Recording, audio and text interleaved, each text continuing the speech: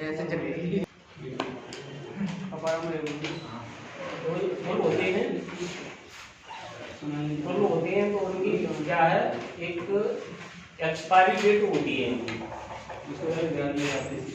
Full होते हैं, उस एक्सपायरी डेट के बाद इनको डैमेज कर दिया जाता है, हटा दिया जाता है। तो फुल है, इनकी एक्सपायरी डेट होती है। और दूसरा जैसे वो स्प्रिंग बैलेंस होता है, स्प्रिंग बैलेंस, तो स्प्रिंग बैलेंस को बहुत ज़्यादा टाइम तक यूज करते हैं तो फिर वो सही रीडिंग नहीं देता, फिर वो रीडिंग। तो ये दोनों चीज़ें हैं, इन दोनों चीज़ों को एक्सप्लेन किया जाता है इलास्टिक फैटिग से। इलास्टिक फैटिग की स्पेलिंग है FATIGGUE, इलास्टिक फैटिग।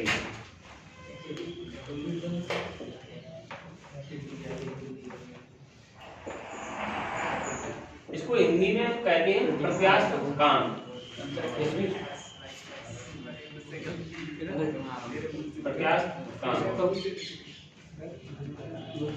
प्रत्यास्थ थकान इसका मतलब होता है, ये होता है इसका मतलब कि जैसे अभी तुम सुनो, अगर जैसे अभी तुम मान लो पढ़ रहे हो, अब पढ़ रहे हो तो पढ़ते पढ़ते तुम्हारी एक ऐसी पोजीशन आ जाएगी कि तुम पढ़ना बंद कर दोगे, फिर ये कहोगे कि हम अब थक गए हैं, तो फैटिग्यू है, थकान पैदा होगा ये। तो इलास्टिक फैटिग्यू ये क्या होती है कि ज़्यादा समय तक हम मटेरियल को यूज करते हैं तो वो मटेरियल अपनी इलास्टिक प्रॉपर्टी को खो देता है, तो ये कहलाता है इलास्टिक फैटिग। अभी ये लॉकडाउन में क्या है, 100 साल से भी ज़्यादा पुराना पुल था तो उसको तोड़ा गया था। वैसे उस पर बहुत ज़्यादा ट्रैफिक रहता था और लॉकडाउन में ट्रेनें बंद थी तो वो आसानी से तोड़ा गया। तो ये इलास्टिक फैटिग की डेफिनेशन लिखिए, the loss in the strength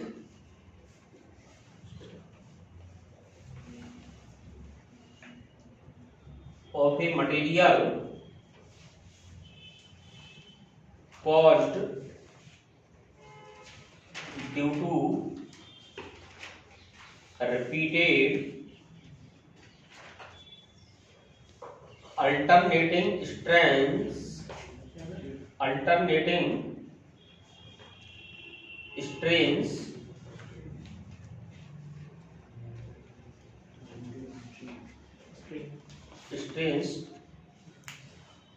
to which the material is subjected।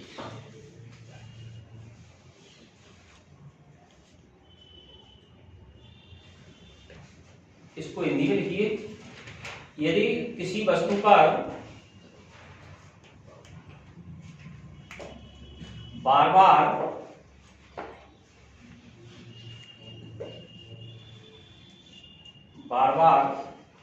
प्रतिबल लगाया जाता है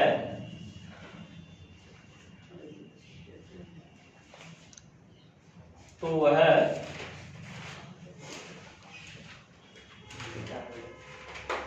अपने प्रत्यास्थ गुण को खो देती है,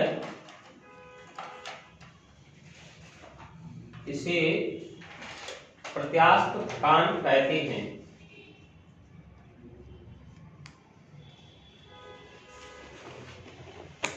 अब इसी से रिलेटेड ये क्वेश्चन है,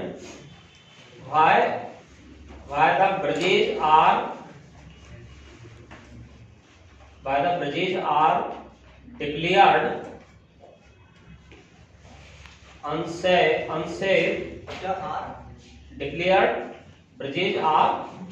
declared unsafe after a long use।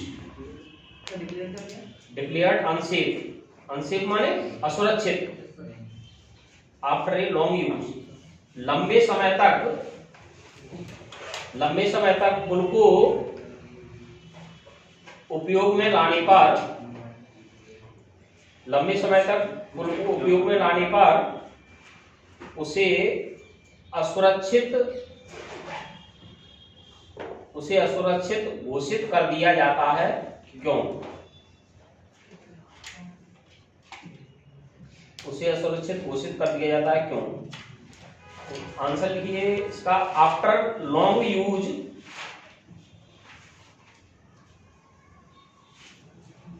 The bridges develops elastic fatigue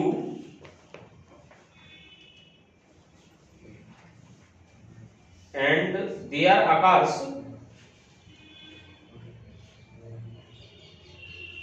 a permanent change in structure, permanent change in structure। लंबे समय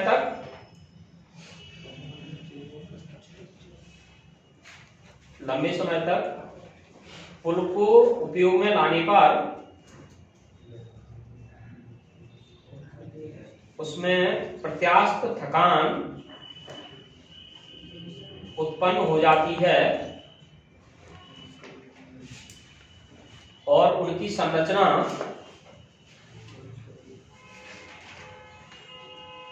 स्थायी रूप से बदल जाती है।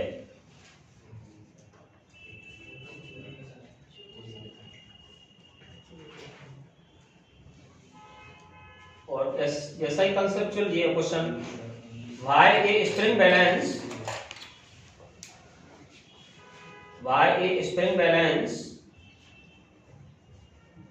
Does not give correct measurement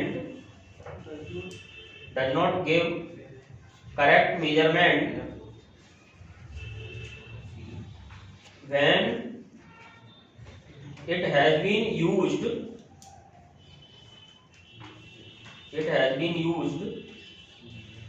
for a long time। Spring तुला को लंबे समय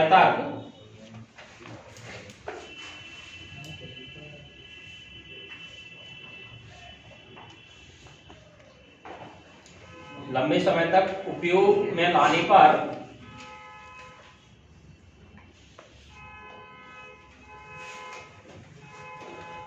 यह सही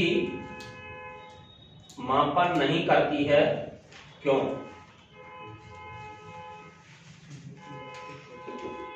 तो इसका रीजन भी क्या है? इलास्टिक फैटिग, उसमें इलास्टिक फैटिग डेवलप हो जाती है।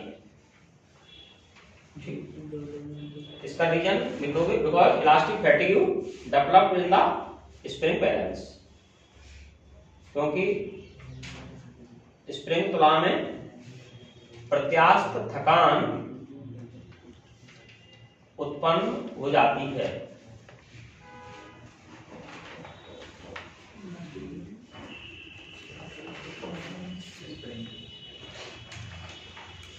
एक न्यूमेरिकल लिखी, the length of A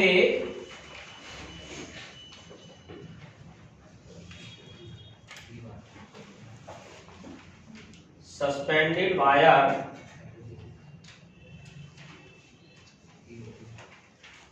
increases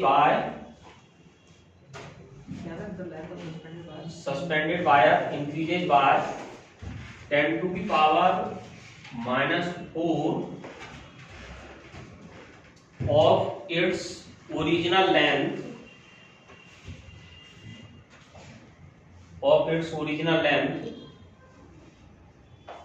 when a stress of 10 to the power 7 Newton per meter square is applied on it.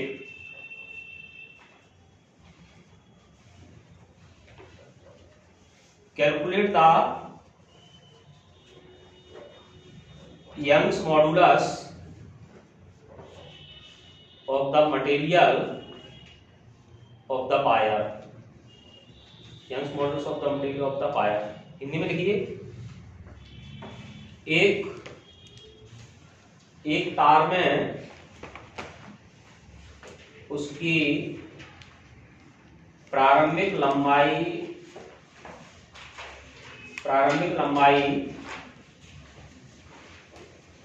की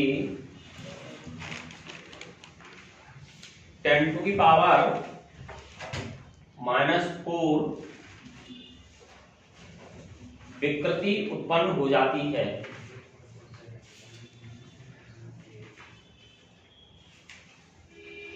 जब इस पर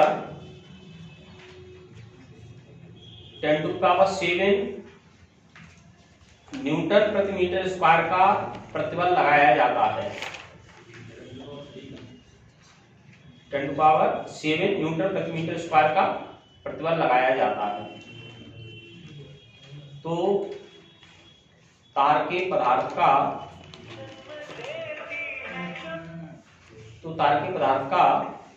यंग प्रत्यास्थता गुणांक कितना होगा?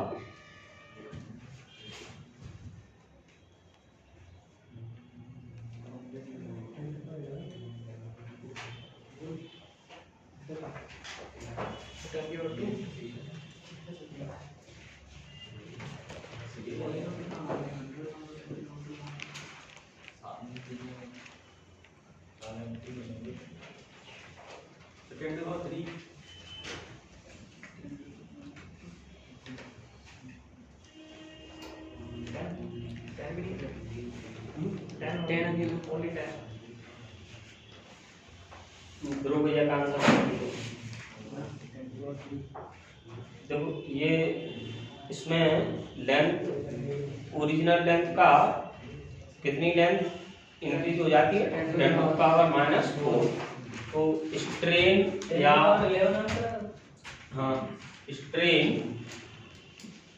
स्ट्रेन इसको क्या कहेंगे? विकृति कितनी हो जाएगी? 10 to the power -4। और स्ट्रेस है 10 to, स्ट्रेस इसको क्या कहेंगे? प्रतिबल ये हो गया 10 to the power 7 newton per metre square.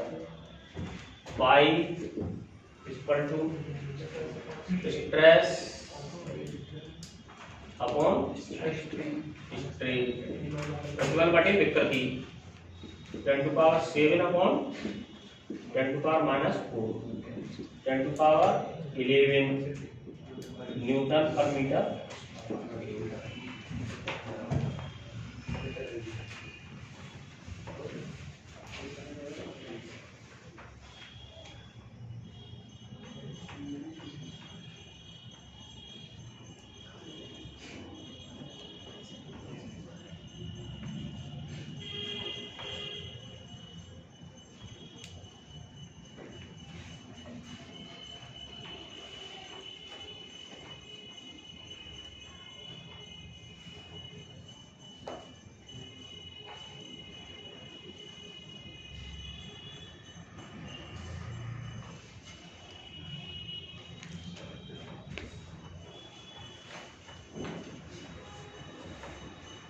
ठीक है सर।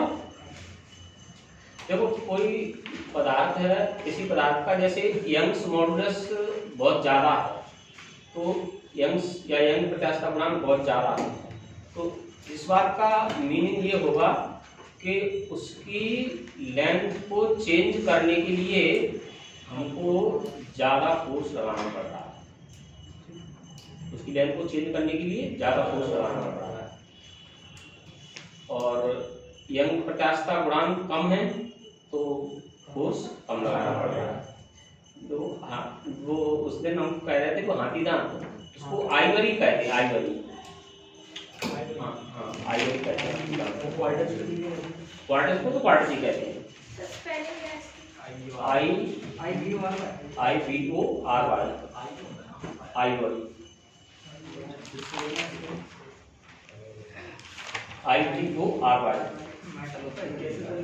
ये हाथीदांत नहीं देखा है? हाथीदांत वो उनके वो चूड़ी वैसी पहने रहती है, वो राजस्थान वाली व्हाइट कलर की कड़े जैसे बड़े बड़े पहने रहती है।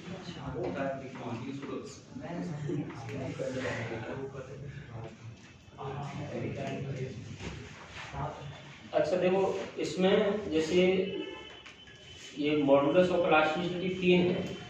एक तो यंग्स मॉडुलस है, बल्क मॉडुलस है और मॉडुलस ऑफ रिजिडिटी। तो इनमें से एक कौन सा ऐसा है तो तीनों में मिलता है, सॉलिड में, लिक्विड में और गैस में? मॉडुलस ऑफ हिंदी में ये कहेंगे कि जैसे ये 3 प्रत्यास्थता गुणांक है, यंग प्रत्यास्थता गुणांक, आयतन प्रत्यास्थता गुणांक और दृढ़ता गुणांक। तो ये ठोस, द्रव और गैस, इन तीनों में कौन सा मिलता है? बल्क मॉडुलस मिलता है। देखो बल्क मॉडुलस है, बल्क मॉडुलस या इसको कहेंगे आयतन प्रत्यास्थता गुणांक। तो गैस का हम आयतन चेंज कर सकते हैं,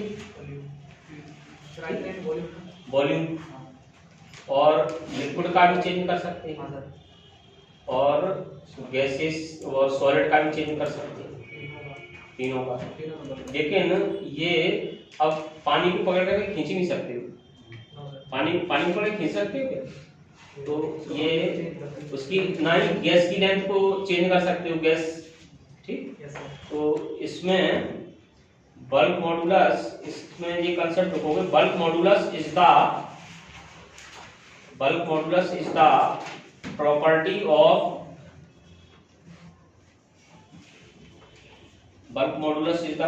of solid, liquid and gases. आयतन प्रत्यास्थता गुणांक ठोस, द्रव और गैस तीनों का गुण है। ठोस, द्रव और गैस तीनों का गुण है। बट यंग्स मॉडुलस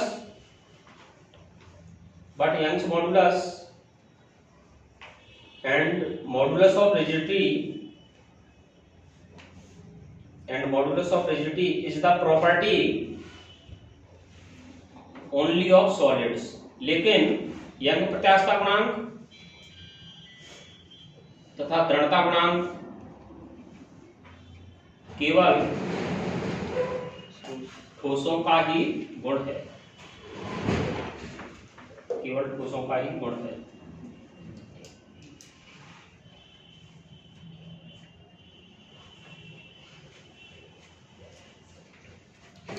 जैसे अपनी अर्थ पर सबसे ऊंचाई माउंट एवरेस्ट की है, सबसे ऊंचाई माउंट एवरेस्ट की है अपनी अर्थ पर, और ये ऊंचाई है वो 10 किलोमीटर से कम है, 8,848 जो मापी गई है, ठीक। तो ये भी, इसका भी डिटर्मिनेशन इसी से हुआ है, इलास्टिसिटी से इसका डिटर्मिनेशन होता है कि अपनी अर्थ पर कोई भी पर्वत है वो 10 किलोमीटर से ज्यादा ऊंचाई का नहीं हो सकता। ऐसा क्यों है कि कोई पर्वत है वो 10 किलोमीटर से ज्यादा ऊंचाई का क्यों नहीं हो सकता? तो मंगल ग्रह पर तो एक नेक्स्ट ओलंपिया है, उसकी ऊंचाई तो एवरेस्ट की ऊंचाई से 3 गुनी ज्यादा है, नेक्स्ट ओलंपिया। और वहाँ की इलास्टिसिटी डिफरेंट है। तो ये मटेरियल की इलास्टिसिटी पर डिपेंड करता है। जैसे ये प्रेशर है, प्रेशर अप्लाई करते हैं, प्रेशर अप्लाई करने की क्षमता है जो रॉक की वो होती है 3 × 10⁸ न्यूटन पर मीटर स्क्वायर, इतनी होती है। और ये लिमिट है रॉक की। इसके बाद चट्टान क्या है, टूट जाती है, इतने से ज्यादा अगर प्रेशर लगा दें चट्टान टूट जाती है। और प्रेशर के लिए फार्मूला क्या होता है, HdG। H D G, H P बराबर होता है एच डी जी, क्या एच रो जी का रो कोई ही बात है, डी डेंसिटी है, या रो से डिनोट कर लेते हैं, किसी बुक में रो से डिनोट किया है, किसी में डी से डिनोट किया है। अब एच मैक्सिमम कितनी हो जाएगी, maximum height pressure upon d into g. Pressure, maximum pressure इस पर कितना अप्लाई किया जा सकता है, 3 × 10⁸ डिवाइडेड बाई डेंसिटी। डेंसिटी वैसे तो अर्थ की डेंसिटी 5.5 × 10⁻³ kg/m3 है, लेकिन जो जिस मटेरियल का ये जो माउंटेन है, जैसे अर्थ के नीचे जाते हैं तब डेंसिटी बढ़ती है, अर्थ के नीचे ये जितना नीचे जाएंगे गहराई में जाएंगे उतनी डेंसिटी ज्यादा होती जाती है। तो इसकी अर्थ की जो सरफेस है वहां पर डेंसिटी होती है 3 × 10⁻³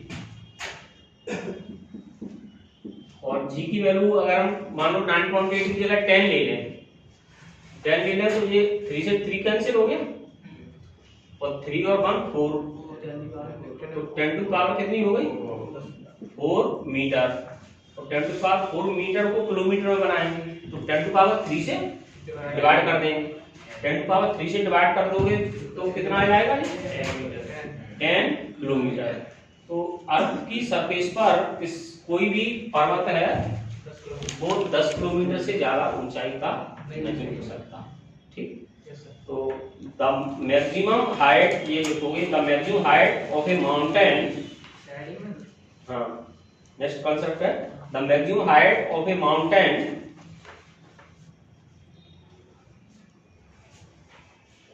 on earth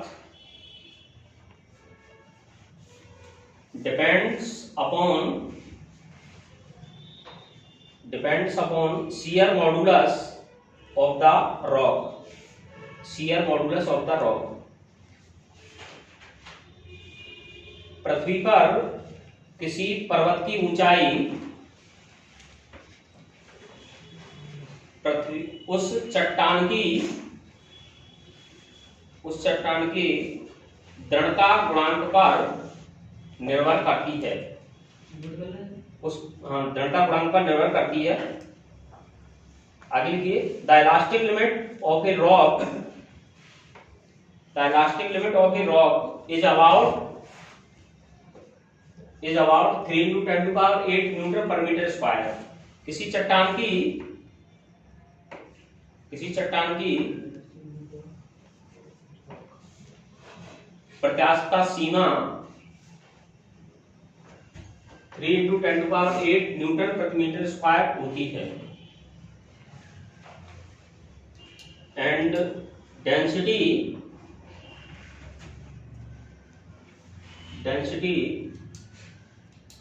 of material of mountain is 3 × 10⁻³ kg/m³, kg/m³। Therefore, maximum height of the mountain is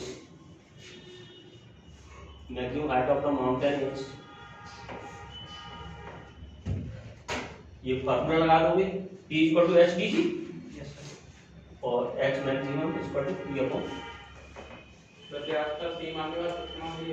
प्रत्यास्थता Seema 3 × 10⁸ Nm/m³ होती है, Nm/m² होती है, तथा चट्टान का माध्य घनत्व 3 × 10⁻³ kg/m³ होता है।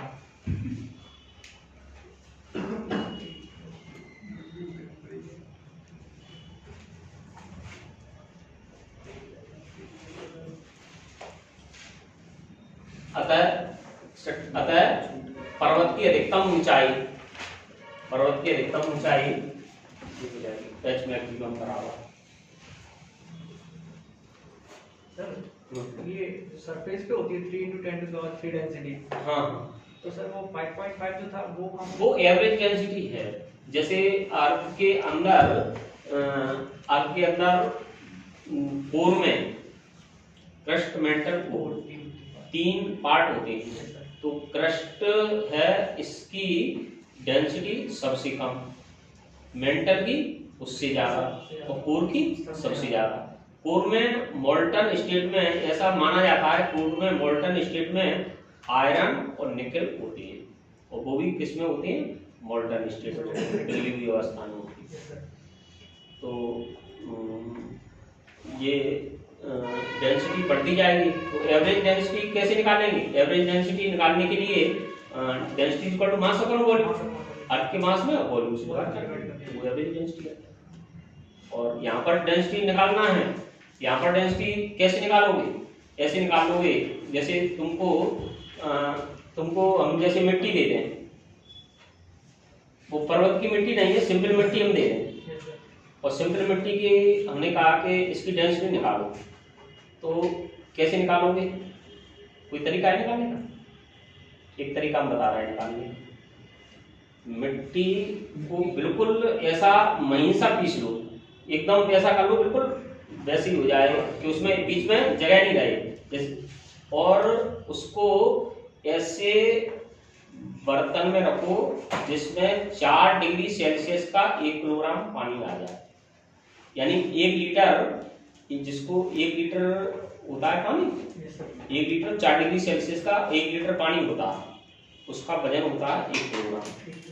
ठीक, अब उसमें तुमने मिट्टी को भर लिया, पूरी तरह से भर लिया, फिर कर लिया, ठीक, उसकी बराबर लेवल पे ले लिया, और उसको तौल लो वो कितने किलोग्राम की है, तो वो आ जाएगी उसकी रिलेटिव डेंसिटी आ जाएगी। अब स्पेसिफिक ग्रेविटी, उसको स्पेसिफिक ग्रेविटी कहते हैं या रिलेटिव डेंसिटी कहते हैं। तो वो डेंसिटी, अब जैसे उसकी डेंसिटी निकालना है, तो जैसे उसमें जितना अमाउंट आ रहा है, जितना अमाउंट उसका आ रहा है, वो वाटर के अमाउंट से कैसा होगा? ज्यादा होगा। जैसे मान लीजिए ये 1.5 किलोग्राम आई मिट्टी, 1.5 किलोग्राम आ जाती है, या 2 किलोग्राम आ जाती है, 2 किलोग्राम मिट्टी आ गई उसमें, तो मिट्टी की डेंसिटी कितनी हो जाएगी? मिट्टी की डेंसिटी हो जाएगी 2 × 10⁻³ kg पर मीटर, ये हो जाएगा 2 × 10⁻³ kg पर मीटर। इसका मतलब क्या होगा? इसका मतलब ये होगा कि हमारे पास में एक ऐसा कंटेनर है जो 1 मीटर लंबा है, 1 मीटर चौड़ा है, वो 1 मीटर ऊंचा है, उसमें तुमने उस मिट्टी को भर दिया पूरी तरह से, तो उस मिट्टी में इतना मास होगा, 2 × 10⁻³ kg मास होगा। ठीक, तो ये वाटर से कंपेयर करते हैं। जैसे गोल्ड है, गोल्ड की डेंसिटी कितनी होती है? 19.3 होती है।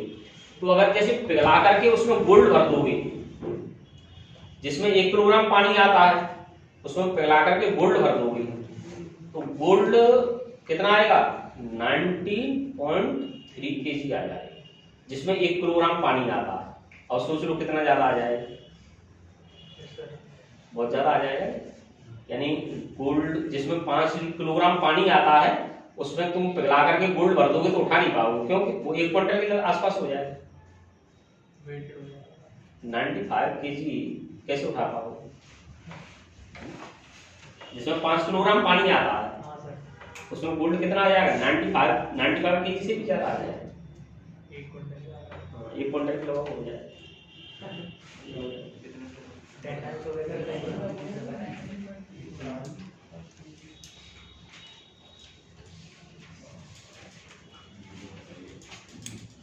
ये पॉइंट हमने लिखवाया नहीं था, लार्ज यंग्स मॉडुलस, ये पॉइंट, इस पॉइंट को लिख लो, लार्ज यंग्स मॉडुलस सोच दैट, इसी में है ये अलग पॉइंट है। लार्ज यंग्स मॉडुलस सोच दैट मटेरियल रिक्वायर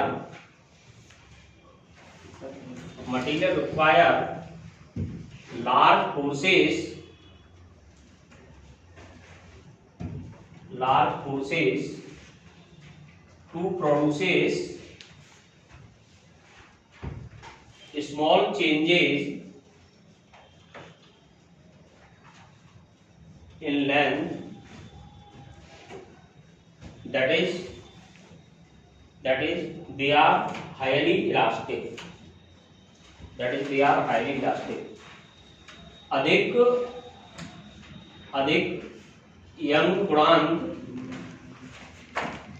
अधिक यंग गुणांक यह दर्शाता है कि पदार्थ को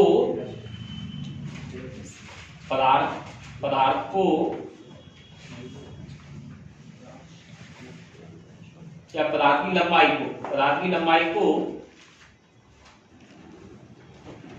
थोड़ा परिवर्तन करने के लिए अधिक बल की आवश्यकता है। That is they are highly elastic. इसका अर्थ है कि पदार्थ अधिक प्रत्यास्थ है।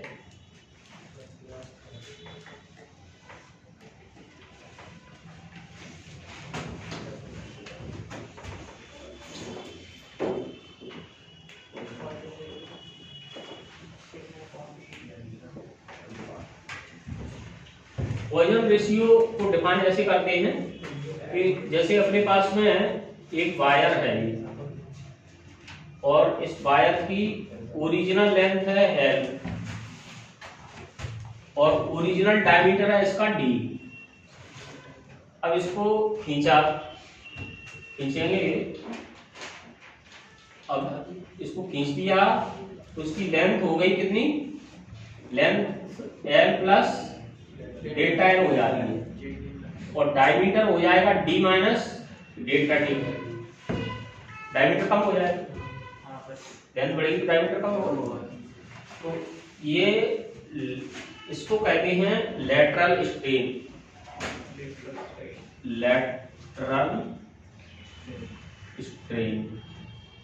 लेटरल स्ट्रेन का इसका हिंदी है अनुप्रस्थ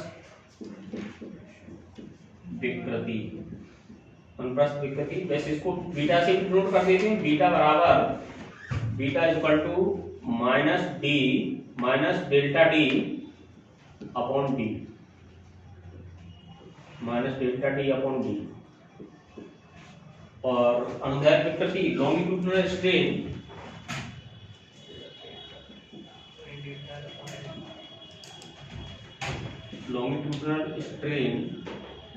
alpha equal to delta L upon L। इसको क्या कहते हैं, अनुदैर्घ्य विकृति। पॉइजन रेशियो को डिनोट करते हैं सिग्मा से। सिग्मा इक्वल टू होता है बीटा अपॉन अल्फा और सिग्मा इक्वल टू अब बीटा ये minus delta D upon d into longitudinal strain delta L ऊपर पहुंच जाएगा, L ऊपर पहुंच जाएगा। तो ये क्वांटिटी कहलाती है पॉइजन रेशियो। तो इसकी डेफिनेशन क्या होगी, और पॉइसन अनुपात हिंदी में लिखेंगे पॉइसन अनुपात। पॉइसन अनुपात इसकी परिभाषा लिखेंगे with in elastic limit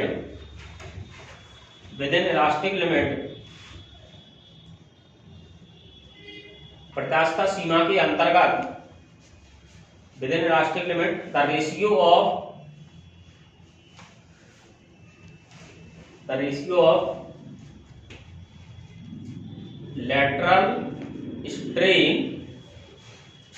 lateral strain to the longitudinal strain is called Poisson's ratio.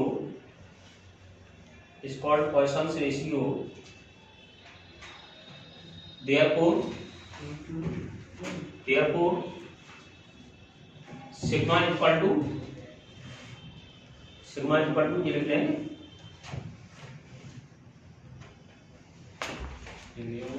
Hindi में लिख लो। प्रत्यास्थता सीमा के अंतर्गत अनुप्रस्थ विकृति तथा अनुदैर्घ्य विकृति के अनुपात को पॉइसन अनुपात कहते हैं। पॉइसन अनुपात कहते हैं।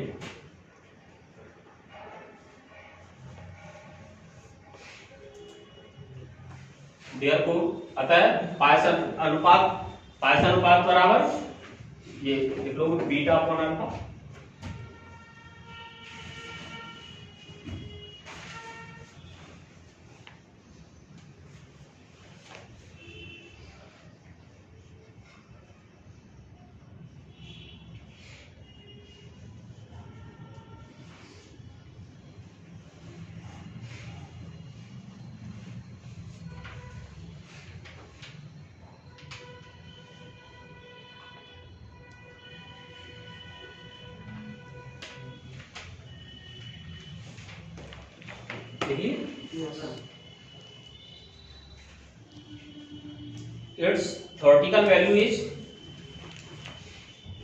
its theoretical value is -1 to 0.5। इसका सैद्धांतिक मान -1 से 0.5 तक होता है। But it's practical value is लेकिन इसका प्रायोगिक मान 0 से 0.5 तक होता है।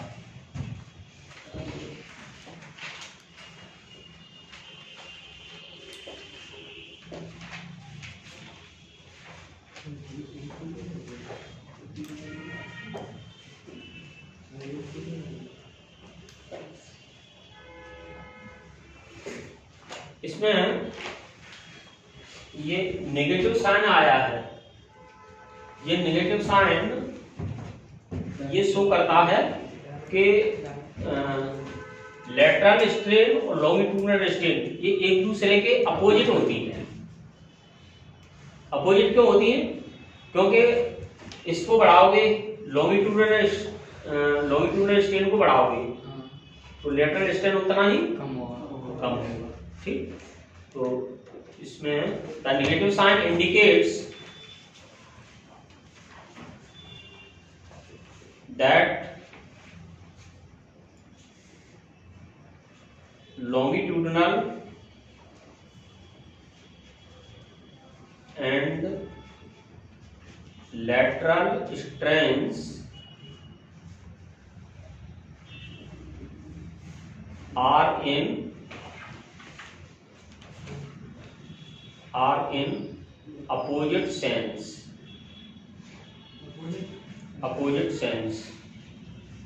यहाँ ऋण चिन्ह यह बताता है कि अनुदैर्घ्य तथा अनुप्रस्थ विकृति अपोजिट सेंस अपोजिट सेंस। यहाँ ऋण चिन्ह यह बताता है कि अनुदैर्घ्य तथा अनुप्रस्थ विकृति विपरीत प्रकृति की होती है।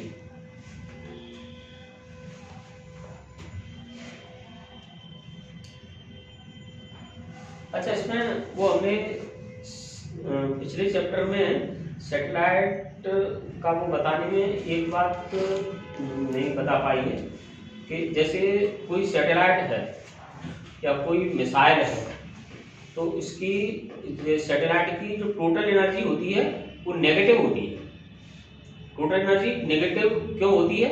अच्छा, दूसरी बात ये है कि एनर्जी का जैसे काइनेटिक एनर्जी और पोटेंशियल एनर्जी का जो रेशियो होता है, kinetic energy divided by potential energy, ये उनका मैग्नीट्यूड का रेशियो 1/2 होता है। ये तो बता दिया था 1/2 होता है, यानी पोटेंशियल एनर्जी मैग्नीट्यूड में डबल होती है, लेकिन इनकी जो टोटल एनर्जी होती है वो नेगेटिव होती है।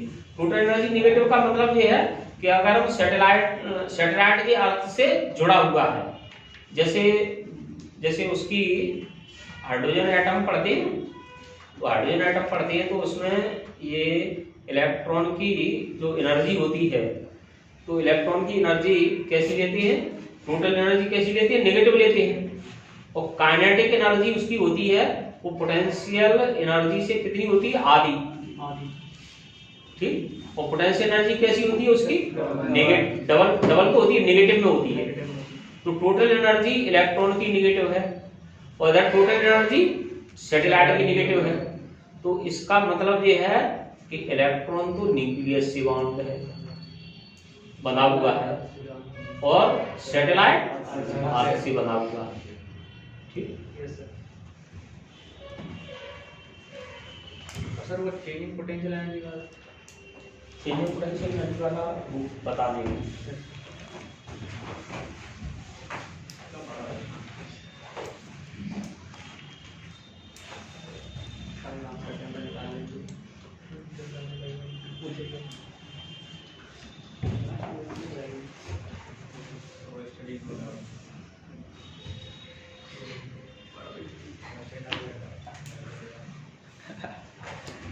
नो स्ट्रीट नो डाउट, तभी से ये जैसे कोई क्वेश्चन पूछता ही नहीं कभी।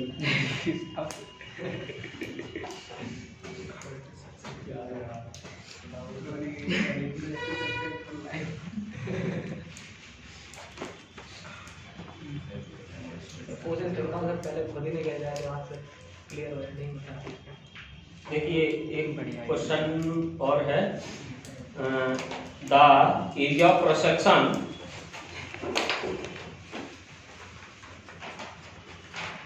of a steel wire is 0.1 centimetre square. Steel के एक तार का अनुप्रस्थ काट का क्षेत्रफल 0.1 सेंटीमीटर स्क्वायर है।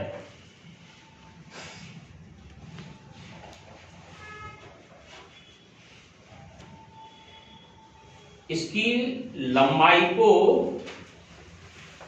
दोगुना करने के लिए आवश्यक बल क्या होगा? Find the force required to double its length by for steel equal to 2 into 10 to the power 11 double its length. Calculate the force required to double its length by for steel के लिए young प्रत्यास्थता गुणांक 2 into 10 to the power 11 Newton प्रति metre square है।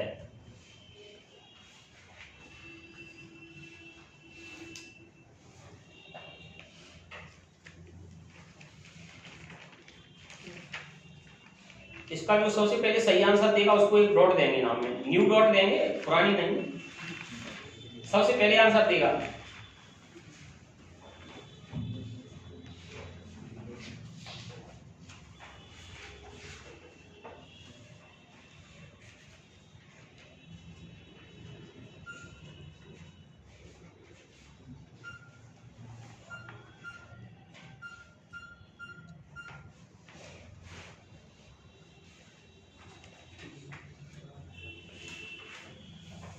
रोहित। हिंदी में लिख लिया है पूरा कि कुछ रह गया? लिख लिया। बोलना नहीं, एक बार स्टील के तार का अनुप्रस्थ काट का क्षेत्रफल 0.1 सेंटीमीटर स्क्वायर है। इसकी लंबाई को दोगुनी करने के लिए आवश्यक बल होगा, और स्टील का बाई दे दिया हुआ।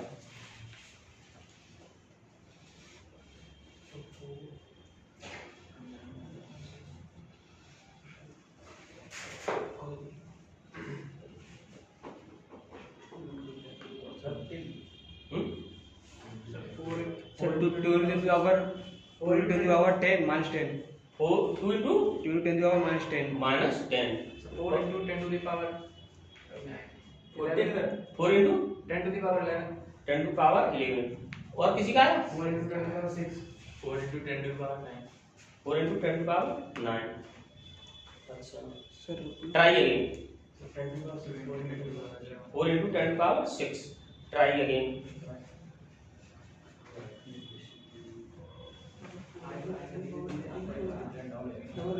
Sir 2 into 10 minus 11 2 into 10 to the power minus 11।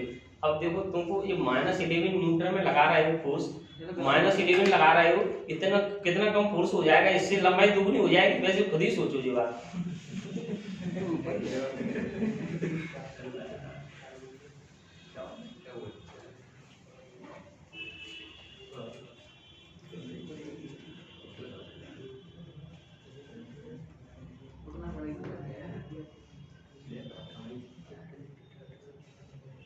तो 4 into 10 to the power 14 So 4 into 10 to the power 13 13 क्या है सर सर एक minute 2 into 10 to the power 9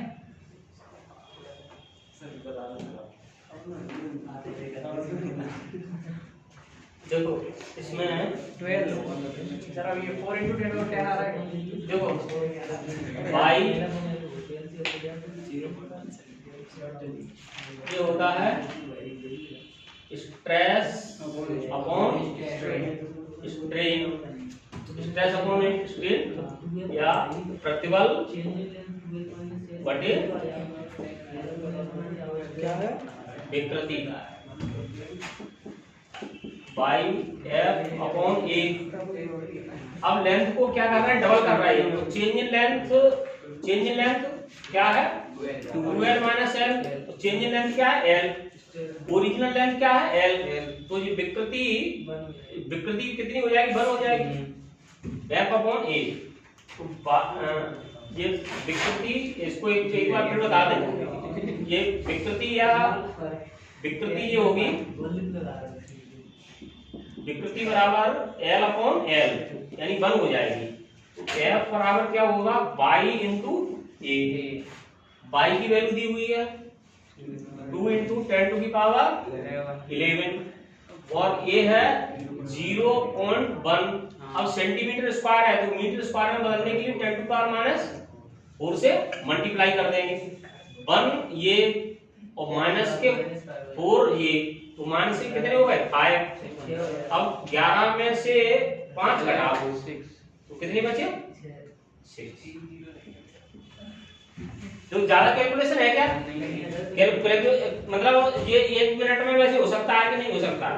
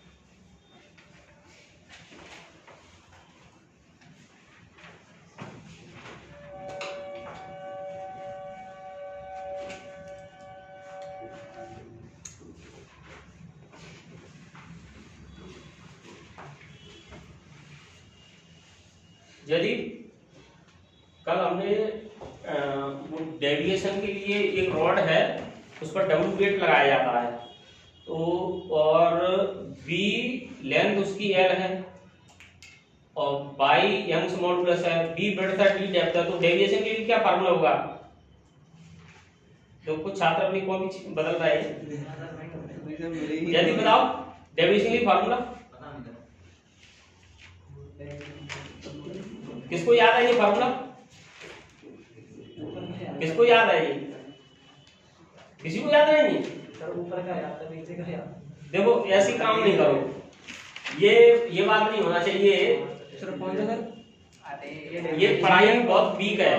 हाँ? अभी तुमको बताएं, अब तुमको बुरा नहीं लगना चाहिए ये बात, इस बात का कि ये पढ़ाई ठीक नहीं है। अभी ऐसे जो हमने बता दिया है उसका आंसर तुरंत आना चाहिए। ठीक, ये दीपेंद्र राम लखन वगैरह ये बिल्कुल अप टू डेट होकर के आते बच्चे, तो ऐसी तैयार होकर के आइए। ठीक, नहीं पीछे के, अच्छा कोई भी क्वेश्चन हो पीछे का, किसी भी चैप्टर का हो, अकेले इसी चैप्टर का नहीं कह रहे हैं जो हम पढ़ा रहे हैं, उसी चैप्टर का नहीं कह रहे हैं, चाहे किसी भी क्वेश्चन का हो, किसी भी चैप्टर का हो जो हमने पढ़ा दिया है वो तो तुरंत आना चाहिए। ठीक।